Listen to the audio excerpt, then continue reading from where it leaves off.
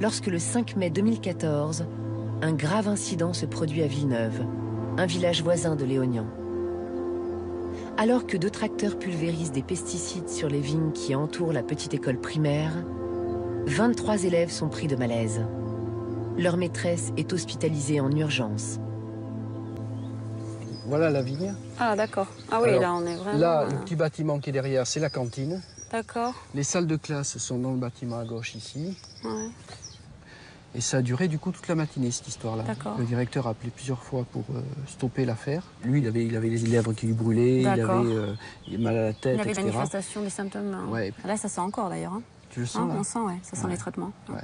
Et puis, il a eu des gamins qui ont commencé à tomber, quoi. Il en a rattrapé quelques-uns à faire des malaises. Et puis, ça a été l'enseignante qui, dans sa classe, a dû se mettre par terre. Là, il s'est dit, il y a quelque chose vraiment qui ne va pas. Du coup, il a pris le téléphone, il a fait le 15. Et ça a déclenché l'arrivée des pompiers, etc. La maire de Villeneuve a refusé de reconnaître que les pesticides pouvaient être la cause des malaises. Rien d'étonnant, car c'est elle qui est propriétaire des vignes, responsable de l'intoxication. Elle a un peu minimisé les choses, on peut dire ça comme ça, en disant en gros que c'était un malaise collectif, un malaise qui était dû à c'est la psychologie de groupe, quoi. Il y en a un qui a dû se sentir mal et puis les autres, par effet psychologique, se sont sentis mal aussi, et puis ils voulaient monter dans le camion des pompiers. Enfin, c'était ce genre de ce genre d'argument. Face à l'émotion déclenchée par la mise en danger des enfants à Villeneuve, la ministre de l'écologie, Ségolène Royal, s'empare immédiatement de la problématique des écoles situées au milieu des cultures. Nous aurons l'occasion prochainement avec le ministre de l'Agriculture d'annoncer des initiatives et de prendre des initiatives sur la réduction des produits phytosanitaires dans l'agriculture et en particulier à proximité des écoles. Parce que vous le savez, il y a eu récemment dans le département de la Gironde une école contaminée à cause de l'épandage de produits phytosanitaires à 50 mètres de l'école alors qu'il y avait du vent. Donc il faut absolument des pratiques plus respectueuses quand même des espaces publics. Et notre idée, c'est d'interdire les épandages à moins de 200 mètres des écoles. C'est d'ailleurs une réglementation qui s'applique déjà aux alentours des hôpitaux, je le signale. L'annonce de la ministre d'une interdiction des pulvérisations jusqu'à 200 mètres autour des écoles déclenche une forte levée de boucliers des syndicats agricoles. La tournure médiatique et politique que prend l'affaire de Villeneuve menace la réputation d'un vignoble qui représente 685 millions de bouteilles vendues en 2014 pour une valeur de 3,7 milliards d'euros. Le puissant Conseil interprofessionnel du vin de Bordeaux, le CIVB, monte au créneau. C'était une réaction totalement négative, bien sûr, se disant que c'était un propos d'une personnalité politique importante du gouvernement, ministre importante du gouvernement, qui était peu étayé et qui méritait de travailler et de lutter contre cette approche, qui était une approche qui allait détruire une partie de la surface agricole utile de France et notamment en Bordelais, d'une partie du vignoble, et des vignobles très réputés par endroits.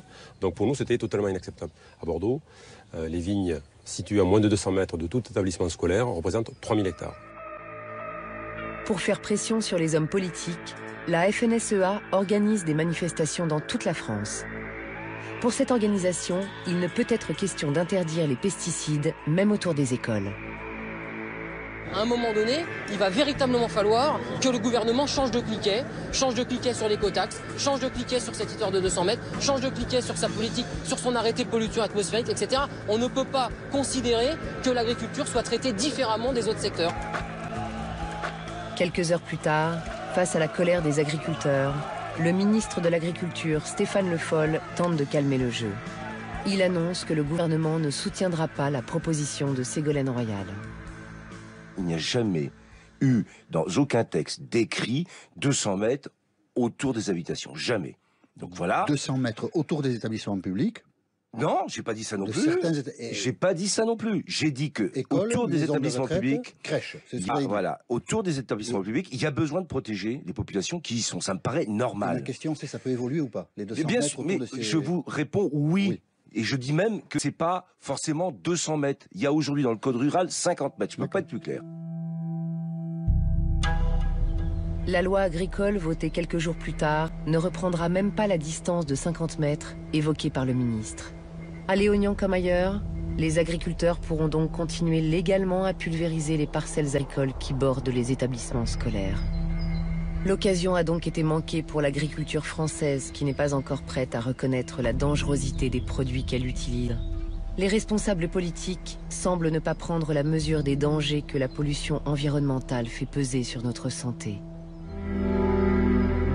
Troubles de la reproduction, risque de donner naissance à des enfants autistes, puberté précoce, maladie d'Alzheimer, maladie de Parkinson, cancers hormonodépendants comme le cancer du sein et de la prostate.